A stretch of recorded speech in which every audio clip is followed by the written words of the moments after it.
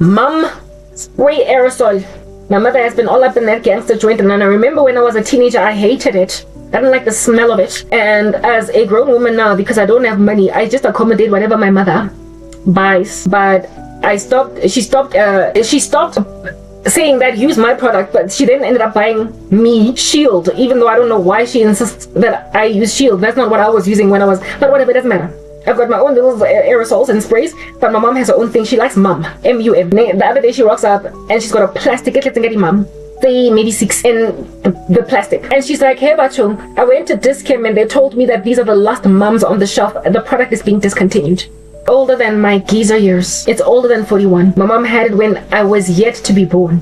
She was on that product. I can't tell you how long it's been around. I can't say that she was using it as a child, but I certainly know that it's older than 41 and it's also gone. Like Stutterford's, like 9 West, like is it Joe Bocket? Not Joe Bocket, sorry, maybe Joe Bocket is gone, I don't know. But Vertigo, it's gone. Like what do you call this thing? Like San Marina, the shoe store. It's gone. Like, yo, I don't know, like the little cable hair moisturizer thing. It's gone. Like Tex chocolate. Not Tex, Tempo. Y'all remember Tempo? It was my favorite chocolate when I was a teenager. I used to savor it. I could have totally been a little mascot for a Tempo advert. And one day I go to the store and I'm scanning the grocery shelves and I'm like, I want Tempo. Please, I'm coming here to buy Tempo. Don't tell me about Kit Kat. Don't tell me about Bar One. Don't tell me about nothing else. I want Tempo. I didn't go to the lady and I was like, Shiki, get guy Tempo. She's like, it's been discontinued. Oh, it was a da-na-na-na. I was like, Tempo's gone just like Stutterford's. What in the world? Now Game is gone. How long has Game been around? I mean, listen, I only ever remember Game being a thing. And I'm 41. I can't tell you. I would have to go on the Google machine and I ain't got no interest to do any of that. The Game has been around for a minute. The stores that you came to know and love and adore are being erased from the face of South Africa. It's a travesty and it's sad. It's as heartbreaking as the prospect of the Cape being an independent country on its own. When Cape Town is our little gem. That's just how bad things are in this country. You thought you could operate in a silo until Tex was gone. Tempo, not Tex. Tex is still here. And I'm looking at it because it might just disappear too. You did that. Oh yes, you did that. You thought you could live in a silo. You thought you could live in a silo and a country still be maintained. God knows how to judge a people. If you're going to love your pagan gods, God is not going to maintain your country as a going concern. Listen, no, it's not going to be a thing. La Lora, and they're not going to last. Mum, perfume, not perfume, but aerosol sprays, gone as well. Y'all know what in the world under heaven you went to the discount to try and buy and it was also not there. I can't tell you all the totality of things that are just going away and away and away, but they're going. Restaurants, go Clearwater. Is it cappuccinos? Yeah, it was cappuccinos. I think it's gone now. Buy 2 seats. But in all fairness, I saw a cappuccinos at that mall, and it changed its brand and everything at Cradlestone. But the one at Clearwater Mall, and it was my favorite restaurant at Clearwater Mall. It's also gone. It was a thriving, bustling restaurant when I was employed. I ate there so many times with my ex-boyfriend, with my mom, with my sisters. I mean, guys, stuff is just gonna start slipping through the cracks. Companies that you didn't think would ever disappear, like Ocean Basket. God forbid. So they say, imagine Ocean Basket. Like that's what's about to happen in this country. Companies that you can't fathom, like never being around. Imagine say Edgar says Edgar's. Imagine so Hosena Foshini. Imagine so Hosena like give me a company. Imagine so Hosena all that. Okay? You did that to your land. You made malls unfruitful. You made just sitting around and just feel like enjoying yourself at the start. Like imagine say Stir Kinnico where you gonna watch it by Scopo when there's only new metro, when the new metro is gone. You did that. Your little dystopia has done that to your country. Okay? And so if I have to keep on changing products because they keep on getting discontinued. Listen, I'm gonna buy them from China. Where I can guarantee you they're still gonna make this thing. Security product, the MS Scotty. I don't even know how to pronounce all of that. But it's giving a sister a vitamin C spark. My retinol products, like the products I can still with China. My face care is largely Chinese now. Got kojic acid from China. I got azelaic acid from China. I got vitamin C from China. I got proper. Because I know that I'm gonna keep on buying them from Temu. And they will arrive here after 3 or 4 weeks. And I'll still be maintained in my skincare because I don't want to be reliant on a skincare regime. Next thing I gotta change a product and have to go through numerous iterations of just trial and error until I finally find another one that sticks, that sits. The products are go China for some strange reason. Guys. Look at me. I'm dazzling. I'm iridescent like the sun. I cleared my acne with Chinese products. It's cheap. I'm shopping like a billionaire. Go and watch my old content. You will know what I bought. The vitamin C, concoction mix nyana. Eh, naka China. Even though you made me all anorexic, got South African indiscretion, I'm getting fat on China, and that's only the beginning, because Amazon gonna be out just slapping you like a baby, hey, scratching you, because you're all up in its grill. When you're changing its diapers, or you're trying to feed it medication, like a cat, like refusing to take a bath. Get China, get Amazon, online platforms that are international, meaning that money is bleeding out of your economy. People are prepared with currency moderations. People are prepared to use South African rands to buy international products anymore, products, because no longer is there a $1 to $1 rand exchange rate anymore to go and buy things from Amazon, or is it yen, or what for China. Now they are moderating based on your currency, so therefore it doesn't feel expensive to buy it. China, this earring over here, if anything, the ones I showed you in the last video, I went to H&M the other day and they were selling similar earrings for a cool $120, and I got them, I think, 18 rand go China. And duties, when you buy a whole bunch of them for 350 rand, are only I paid $80 for duties. So it ain't jack. That's why Take A Lot was complaining, and that's why duties on Temu have increased. But for some strange reason, my duties are maintained at a certain level. But even if your duties are kind of high in comparison to how much you pay in South Africa, they're worth it. Why? Because no visa. For, I mean, we all know I pierced my ears a whole bunch. My ears are pierced like quite a lot, and the jewelry that I put on my ears, flat backs, barbells, screw-ons, whatnot, the kinds of stuff that you would use on your upper ear that you don't want to be like a thing that has got like maybe a butterfly clip at the back, or a rubbery clip at the back. But if you want a barbell or a flat back, because your helix and your tragus and your data and whatnot need that kind of piercing, you will buy one little tiny thing, and I spoke about that in one of my videos, at Lovisa for a cool $270. One little tiny cute stud, you will buy it, that chills on your helix, you will buy it at Lovisa for 275 rands.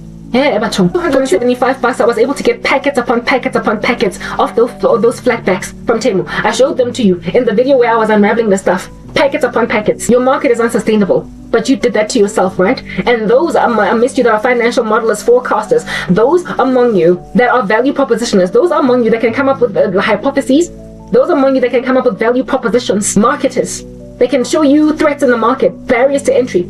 They can show you competition threats, people that can basically study the markets to show you that, listen, we are in direct competition with Temu, direct competition with Amazon, direct competition with Etsy, people who can show you things like this, who are really excellent researchers. What the heck, they're not working. Look at me, sitting at home gathering dust with all this education, knowledge, academic instruction, with all this apologetics for Jesus Christ. I'm sitting at home without a single cent, but even with just my shankorang and iPhone, I'm looking better than you. Am I not? Look at these pins in my hair. Are they not adorable? Temu, shopping like a billionaire. Temu, hand out your littered with rings.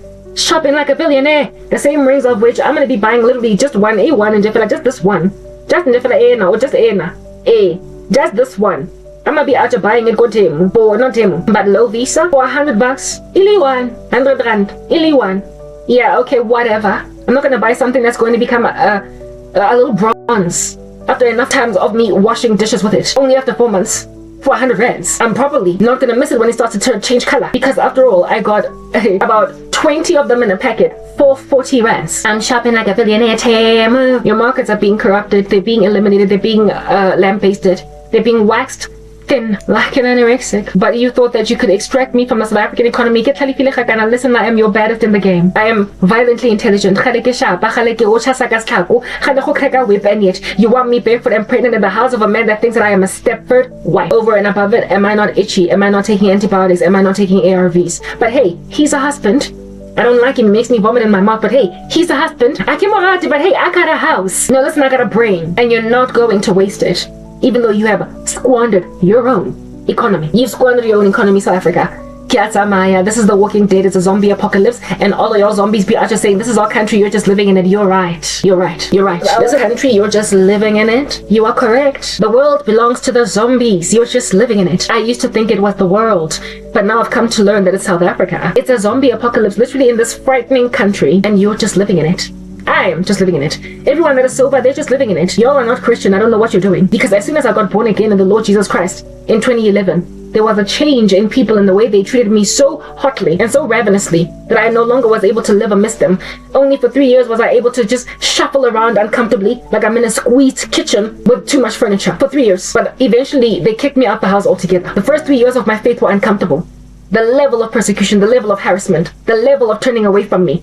Hey, people changed on me that took me to church. People who tried to get me to go to church. Before I got born again, I remember one Sunday my mom being like, Karabo, come on, let's go to church. Why you be waking up on a Sunday just yawning? Let's go to church. And I was like, Now today she's an enemy of the cross and can't stand how feverish for Christ I am. Y'all took me to church, and then I took Christ for real. I took him for serious. I ran with him like I was Forrest, and then you hated me. You hated me until I was squeezed for 3 years, and then entirely unable to live at all for 11. Total of 14 years that I've been born again, and 10 to 11 of them have been severely persecuted. What is going on then in the country? It says that South Africa, insofar as a person has no Holy Spirit, they can largely have a semblance of a normal life in front of you. But the moment the Lord fills them with the Spirit of the Lord, they get abused. They get reviled. They get persecuted. They get ostracized. They get buried. They're unable to breathe. You are North Korea. This here is uninhabitable a country. It looks Christian on the surface, but it is pagan in the worst way. It is pagan to the core. I got persecuted by every church I ever attended. Rhema, persecution. Grace, persecution. Emmanuel Baptist, bang loile bao he. Upala even Rhema and Grace, and then buried me in a toilet. The bathroom left me there to writhe for years because there was a cult coven operating in the church. But it was a Baptist church, so I thought that because they preached Charles Spurgeon every so often that I was safe, and they bewitched me. Everyone appears to be either a Levi-Hexie or a sycophant of Levi-Hexies. A Levi-Hexie is an apparent beloved witch. Hexie is a witch. As a witch. Yeah, this nation does not have Christians. I don't know who they are. I don't know what people are when they claim to be God. I do not know what South Africans are when they claim to be God. Those of us who are born again truly were not many. When I started out in the faith, there was a gentleman that was in Christ that was violently abused, persecuted. He used to have a life and then he lost it because he came to Christ. His wife made him live in a tool shed at the back of their house. The church disrespected him. He ended up becoming a driver of a psychologist in some hospital that my family threw me to, a psychiatric hospital, trying to get me marred with the status of mental illness. And the driver of the psychologist at that psychiatric hospital was a black-born child of the living God, born again, who lost everything as soon as he came to Christ. And then his wife divorced him, and he lost everything, and so he had no home anymore. And she agreed to let him stay in a tool shed at the back of her house. His children spitting on his toes, until the church he was attending, one of the women there, the psychologist, gave him a job as a driver because she was partially blind. The same partially blind lady persecuted me with my mother and coming to my apartment, obliterating the Hippocratic oath and confidentiality agreements in her own profession, just to persecute me with my landlord and my mom at my apartment, because her initial proclamation that I am sane and sober, she changed her mind because my mom changed her mind. Yeah, but she claimed to be of God. When I was having a conversation with her driver, the driver was like, even my employer is not altogether serious with God, but she has given me a job and so I'm grateful. I broke away ever since from the church that she attends because it's unbiblical. I now fellowship with 2 or 3 or 5 people that are Bible-based, and I used to believe the gifts of the Holy Spirit have ceased, but they haven't. They're still in operation. Child of God in poverty that was a thriving businessman before he became a Christian.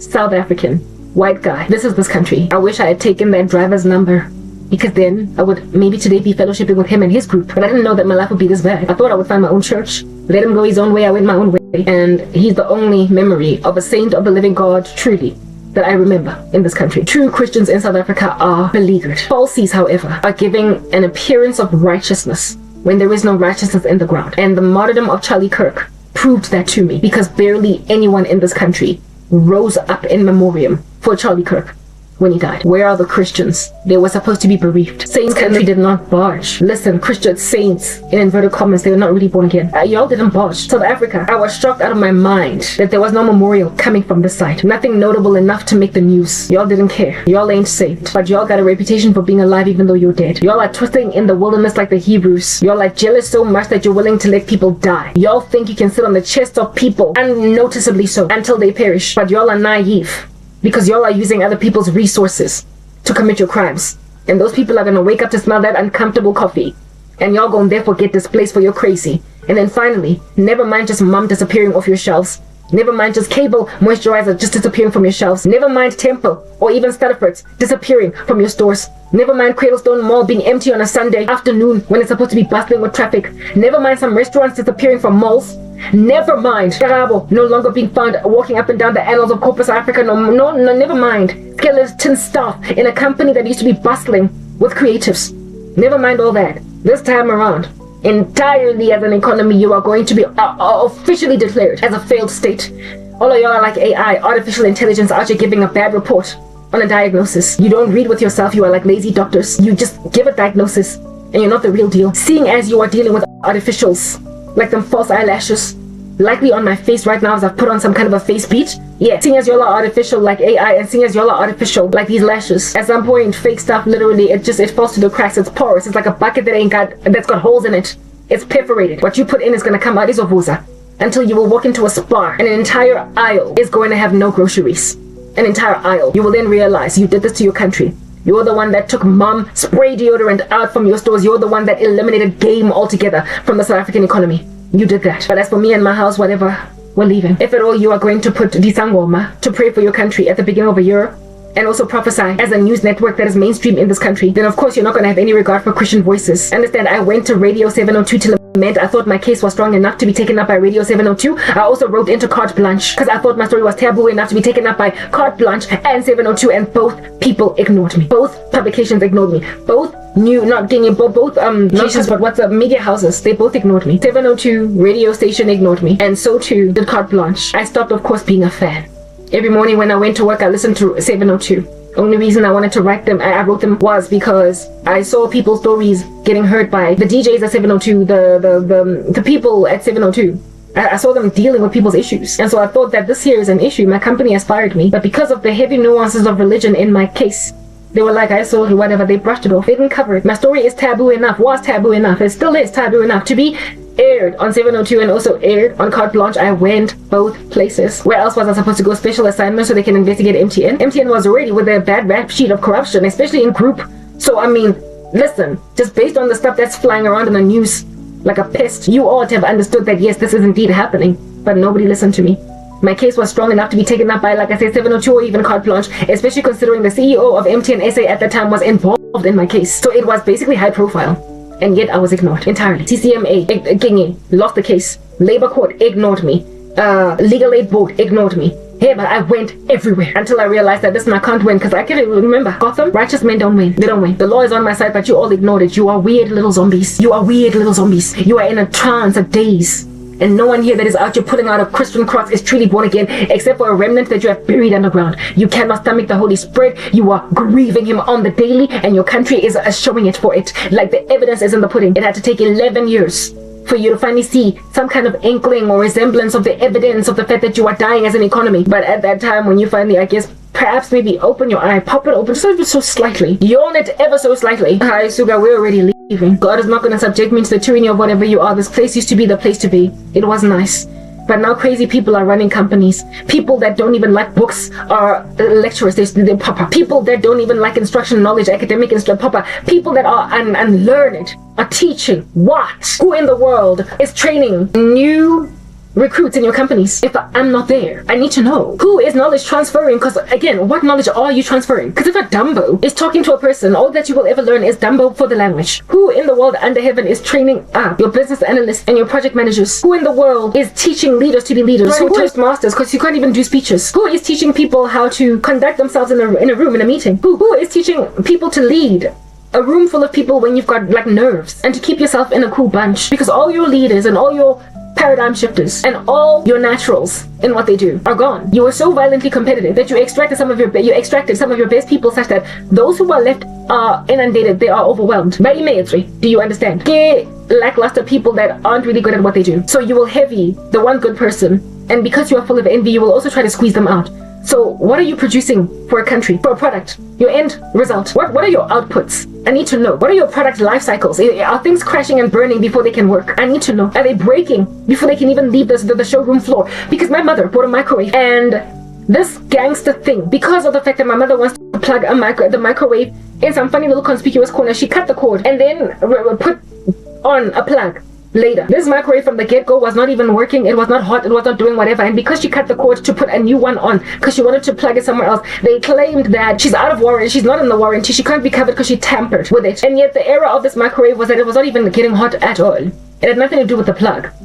This microwave as well was taken to the repairers, came back, and it was still, every so often it would be completely cold. You would put your stuff there for 5 minutes and listen, it would come out as frozen as Antarctica. My mother got sick and tired of tweaking it and adjusting it, and ultimately I was like, listen, there is a Consumer Protection Act in this country, the ombudsman of which you must write a letter, and they will likely give you a microscope, your microwave, because this here is a food stoots product, in that you bought it at a pawn store, because its faults are evidently and provably not related to you changing out a plug. It was like, it's like the motherboard of a computer not working, and because you decided that you're going to switch up a plug from an old one to a new one, then people refuse to give you a new computer when the motherboard don't work, when the processor don't work, when you type in A, out comes out the letter C, because you switched the plug. Nah, I'm sorry. Ultimately they tried to fix it. They tried to repair this thing, and then they told my mother what parts they need to buy, and then she found out that the parts that they needed to buy, literally the parts that they needed to buy. She found out that the parts that they needed to buy, that they told my mom, she found out that they are the thing that make the microwave work at all, and they cannot be messed up by a plug that, listen, you know, when I say like this light that you see at the back, I bought it at Leroy Merlin, and it came with a short little unimpressive plug, but I wanted a long one that would spread, that would basically enable me to take it outside and work out using that light and whatnot. So I bought an extension, and then I went and I grabbed basically the green and the blue and the earth and the whatnot. You know how a plug has got those 3 points, the neutral and the whatnot, and I used my own version, and it works perfectly. It goes on, it switches on and off, etc. And it's been like this for years. That's that light at the back over there. Yeah, that is what it is that I'm talking about. My mother just cut the end of the microwave so as to put another plug on it because she wanted to plug it somewhere else. And then they claimed that the whole thing is malfunctioning because of that. Eventually I told her, go to the ombudsman of the Consumer Protection Act and complain and lament. She took my counsel because it was just malfunctioning. She threatened them with this thing, Googled what this particular part in the microwave does, and she found out that it is the thing that makes it work at all. And then she was like, my goodness, this product is literally food stoots. She lamented in this fashion, and then finally after about 4 months, they finally gave her a refund. Mind you, the same microwave. She bought it for about 4,000 to 5,000 rands. They have marked it down. It's a new entry into the market. They marked it down to 2,000 something. So that's how badly it is, and that's likely how many customer complaints there were. But they probably try to clear it off the shelves. They are unlikely making the same microwave ever again, but they want to clear it off the shelves. They want to get rid of it. It clearly came with a factory fault. It is largely malfunctional. So they basically reduced it to clear. Macro did not want to give it back to her, which is something that is strange, because usually in South Africa, when you complain about something, they're very quick to give you a refund. But Macro, they were like literally running her around like a headless chicken. Eventually, after she did her own research, and after she threatened the ombudsman of the CPA, they reluctantly, with somber faces, tears, snot and trana and bleeding, gave her back her money. And then she got a new one, LG. Yeah, what I'm getting at is that your little home brewed products are doing stuff like that. Factory faults, food stoots, quality tests being failed abysmally, and yet nonetheless putting a product on the shelf, having to mark it down after a couple of months, and losing your initial personality as an entity to give people refunds when products don't work, and not be too pedantic about, but it's a plug, especially considering that's the reason why the Consumer Protection Act was enacted in the first place, to eradicate just basically saying tengile ketile what. Yeah, the CPA Act was brought in place to eradicate against people buying things and the company saying, I'm not going to give you back your money. It was only in my mother complaining and literally threatening legal action that finally they gave her back her money. But if I was not here to give her all this counsel, she would have had a stupid microwave that was even marked down, just constantly repaired, because that's what South Africa is now doing. They don't even want to give people refunds because, listen, companies are bleeding. Do whatever you want to do, okay? Do whatever you want to do. But after listening to this video, the 5 or 10 of you that insist that that be my only audience, you go and you investigate as with a microscope what products you were used to buying ever since you were a child that now no longer are being sold, and then tell me if I'm pulling your gangster, satanic, witchy, crow-like leg. You tell me. Kuphelile ngani nonke ezwa. Kufedile. Liboroto lejelwe. And anything lena lemode. It's no longer viable. It's not giving. I'm not going to be heavily pregnant as a Stepford wife and as some idiot that killed the country. You ran the nation into the ground with your pagan practices, and now you want to hold on to me for dear life.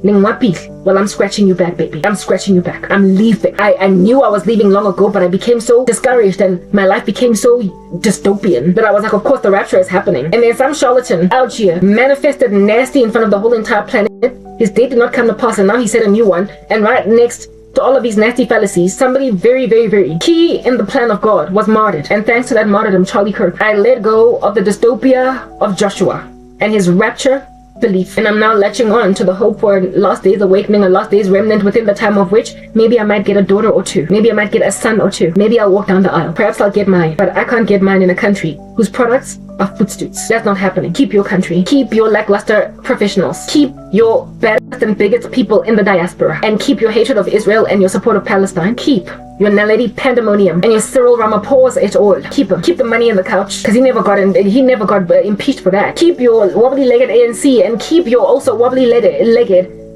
envoys in Paris. Keep on falling off buildings. Like, just keep all that. Keep your gender-based violence. Keep on killing girls in pubs, women, while people record instead of do anything, intervene. With moms and dad out there watching their dead daughters getting murdered. Time and time again, you gotta replay that in your mind. Like watching the killings of Hamas on October 7, 2023 over and over again in your mind as a mom who lost a son or a daughter at the music festival. Yeah. Keep proliferating a crazy country of entitled men that kill women in public with nobody apprehending them or even stopping them, with there being enough time to save Hlongwane's life, and yet nobody trying to wrestle this man to the ground so he doesn't finish a woman off. Keep doing that. Marana, as volume 2.0 ya Hlongwane, where I'm being killed in public, I'm sorry, I gave my life to Christ, I get to live. I keep saying, Psalm 91 is in operation right now. 1,000 fall on my side, 10,000 at my right hand, but it does not come near me. Christians, saints of the living God, in these calamities, are like ones who get hospitalized while everybody else goes in the mortuary. I go into ICU, only to recover and get discharged. Everybody else, RIP. This is not going to result in my funeral, even though you've got hopes that it will. I will live to tell the story, but you will have nearly killed me. I will recover, I will get out of a hospital being wheeled around by my husband, and I will grab a crane. I will grab a staff or whatever, and I will walk with it for a season. I will limp, I will listen. PTSD is inevitable. After enduring this for 11 years, I understand I will have PTSD. So people are going to have to walk around on eggshells with me. If at all there's any sensitivity concerning me, they're going to have to understand that, listen, I'm traumatized. But after walking around with a staff, a crane, a stalk, I will ultimately start to jog, throw it away, and then I will sprint. I will recover. The Lord will do in my life what he did in the life of Joseph. The Lord has made me forget the pain of my father's household. I will eventually sprint, even though right now I am facing, the only thing that can happen is that I would get wheeled out of a hospital in a wheelchair to recover with physiotherapy sessions at home and at the therapist's office. It's gonna take time. Recovering to saints in a church, fellowshipping with brethren, it's gonna be hard. I will not trust people, because listen, I couldn't trust anyone at Rhema. I couldn't trust anyone at Grace Bible Church, and I certainly couldn't trust anybody at Emmanuel Baptist. I'm always going to look at people with suspicion. Are you really born again? Are you going to persecute me? Am I going to endure church hurt again? It's going to take time for me to trust a church, but I'm not going to avoid going to church because of that. I will just have to give trust. Like in 1 Corinthians 13, love always trusts. I will just have to sit and wait long enough until I'm free like a bird, able to enjoy church like I was always supposed to enjoy it. I was always supposed to enjoy fellowship with brothers, but I've only ever enjoyed PTSD because I got born again in a dastardly country. I got born again in a crazy place, and everybody here was fluffy, with stupid tongues that don't make no sense, got bewitched and excluded out of life at all in totality by what was called the body of Christ. No, you were never saved. My fervor's now futile. Plan to giggle at my funeral. No, everybody's disapproval. Shouldn't have worshipped him. Brutal. Claim that heaven never did speak, but I made myself a mouthpiece. Every Sunday's getting more bleak. A disciple missing each week. I was born again, they heard me say it. My church offered me no protection, and now I worship in my bedroom. The very heaven we all go to. I'll get there all alone with truth. Where in the world is my aim? I rewrote that Hosea song to speak about the church hurt I endured. Persecuted from the time I came to Christ. As soon as I was excited for the Lord, I went to churches and they all treated me like smack. All of it. Yeah, but in this country, I don't know what fellowship in gladness as a congregant, a member of a church, feels like. I've never known it. I've only ever been past shade, given attitude, scanned up and down when I walked into a Bible study in this country. I will know what true fellowship looks like, but not here. Not here. You did that. This is your country. I don't know why you have fallen so far from grace, from glory, but goodbye. I'm done. It's the Walking Dead. It's a zombie apocalypse, and every single day I have to strive with that apocalypse. Every single day I have to, in spite of sorrow, come here and post content when nobody's watching me. Every day, only because God gives me dreams and God gives me visions and God gives me understanding. God propels me, pushes me. God is my motivator. God is my jet fuel. God makes me come here even though, listen, for what, God, but nobody's watching me. God is the one that makes me rise up every single day and lay at night with peace in my bones. God. No one else. For 11 years of isolation, solitude, 11 years of being ostracized, 11 years of being left in an Antarctic, icy atmosphere. Only God has given me a mink coat. Only God has given me a heater. Only God has given me an igloo as an Eskimo. Only the Lord has given me incubation in an environment that was supposed to kill me. Only the Lord has shielded me from the elements of a nation that saw it fit to ostracize me from participating as a citizen in my own country. How can I be an alien in my own land? I have no citizenship anywhere else. I am only ever South African. I've literally never even left the borders of this country. Where else can I live? You've put me in a position to have to struggle to live at all, for I have no other citizenship. Well, thank God. He knows how to move people even like that. Whatever, you did that, right? So keep whatever it is that you did to your land. I'll come back again and I will lament. I'll come back again and I'll scream. I'll come back again and I'll mourn. I'll come back again and I'll pull my hairs out. I will come back again and I will say, but why have you shadow banned me? But the day's gonna come when I no longer come back again and complain about all that. Because the day's gonna come when one day I'm suddenly gonna get 500 views in the first minute of posting a video, and I'll be shocked out of my mind. Because on that day, that little dastardly witchy crow at YouTube has finally been lifted off my chest as a monster truck at a demolition derby over my small little Kia Picanto. Finally, she's gonna move Dice Snacks the female. And in the same way that she tried to make me a hobo, that's what she's facing too. Hamba sisi, uyoshayiswa imoto. Hamba sisi, ungabi nomsebenzi. Hamba sisi, ungathola umsebenzi via ever again because of what you did. Hamba sisi, you're a taboo. Go and be a taboo. I warned you to leave YouTube. Because, I mean, really, at that point, you couldn't carry on. Go YouTube. You were supposed to quit your job. I gave you counsel. You didn't take it. So hamba and endure all the ramifications of your actions. Endure all the wrath that God can pour out on you. Endure it all. And as for your Putmadlisa, I mean, really, it's about time that he would die. Why wouldn't he? He keeps spreading, never mind HIV all over South Africa, but all his litany of STDs, and now he wants to put all of them as he stands in my body. Go feel like him and his son are being at them. Go feel like doing rituals as a family. Let your wives be bereaved. Listen, you need to go. Hamban. Number 9. Nobody is going to tempt at me that is not of God with grabby paws. Freddy Krueger are just saying, but I can love you. What in the world? It's like Hitler loving a Jew. There is no safety in that space. You only like me because I'm pretty, I'm fashionable, I'm styling, and I'm eloquent. You only like me because I'm mellifluous, and you like me because I can sing. You like me because I have lived a godly, above reproach, very impressive life in front of you, and so now you feel entitled to me. Grubby paws have not earned your keep, and yet you want to come and grab some of the baddest things in the game. No, you're not going to touch me. And neither are you going to impoverish me until I see where you're coming from. I'm not a Stepford wife. It's over. And yet, you feel entitled to the daughters of God. I am not yours. Never have I ever been yours. I've been set apart, fashioned for such a time as this. I've been made for someone. I've been made bespoke for a man that makes sense, that has been consecrated to the Lord, that has been seeking his face for all things wonderful. And you think that you're just going to go and grapes, same way that you are out here, making sure that there are no products on your FMCG shelves that you are used to. You think that you can just remove me off the shelf, and so the man that has prayed to the Lord for a very long time is finally going to go to Pick and Pay, try to buy a Tempo and not find it? No, I am Tempo, favorite chocolate of all time, and I'm the last one on the shelf, and I've been made for one specific Tempo lover, and this person went to the store specifically to get Tempo. He's not going to get a Kit Kat. He's not going to get out of the store got Kit Kat bar 1 Milky Way or PS. No, he's not going to get out even got Slab. It's a whole nut. We Tempo, traveled across oceans, lands, strove because he felt like a Tempo, and then learned, unfortunately, that his favorite chocolate is being discontinued. But hey, guess what? Just like my mom, rocking up plastiki mom perfume, mom spray aerosol. By the time my husband finds me, understand, he's going to snatch me off the shelf and savor me like the last ever Tempo that ever was manufactured, and I was almost snatched off the shelf by some grubby paws that don't deserve me, making like Candyman, and they think that I'm going to honor a ghost for a husband. I am rare and the last more or less of my kind, and wise men will buy me in bulk. A wise man will buy me in bulk, and so therefore, by the time I am found by whoever I belong to, I will not be squandered, wasted. I will be savored like the lost chocolate that is your favorite that you bought from the store that you will never ever taste again because it's been discontinued. I will be loved the way that Christ loved the church. I will bear kids. And even if I get 10 stretch marks on my stomach, my husband is going to think they're pretty. I will gain weight and I will get older and I will still be adored, because who doesn't age? I will enjoy being loved the way that I saw the Lord's face for, and I will heal from the pain of my father's household, in spite of having imagined that I could never find love again. And I will realize that the dystopia that I endured for 11 years was in Raccoon City. You are ground zero, so no Dewey. You've got the T-virus all up in there. All of you are zombies. But I don't gotta stay. Because I'm Alice now. I'm leaving.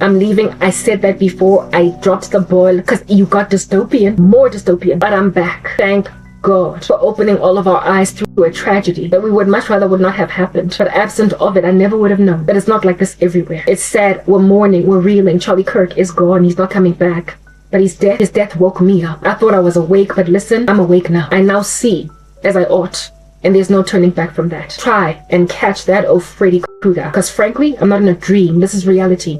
You only get to snatch unsuspecting, lustful teenagers in a nightmare. This here is a dream, not a nightmare. You don't get to live as a nightmare in dream space and think that God is not going to catch you as an anomaly, as a lint on a jacket, something that is just out of place. You don't belong here. In my God will make it clear that you don't belong. You are a blight on a garment. You are a stain on a carpet. You are something that don't fit. And so you don't get to touch my daughter, even with a mansion. I do it for the love. I don't have money on my mind. I've never done this for money. So those of y'all who keep on flailing money all up in my grill, like you're desperate. You're desperate like your brother Joshua, who keeps on saying that we're leaving on the 7th of October, even though, listen, you've already been refuted as a false prophet. You are desperate. You are desperate to be right. And so anything at all to give you a few more days of sunshine, you will take it. But after the 7th of October, Joshua will yet again be covered by Mike Winger. Yet again by Abednego. Yet again by so many Christians that are going to be like, listen, this guy's still talking. Squawking like a bird on a rooftop. Nobody takes him seriously. He will be reviled, he will be humiliated, and he will finally shut up. So all of y'all will finally shut up, just like Joshua will finally just keep it mum. Stop talking. You were not sent by God. Stop saying you were.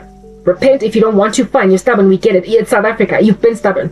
You don't want to repent. You don't gotta. But Sodom, we leave you in your unrepentant state and in your rebellion until fire and brimstone lands. If you are so stubborn that you keep on resetting rapture dates and saying, in just a few days, we are leaving. Fine. We'll wait for those few days so you can finally shut up.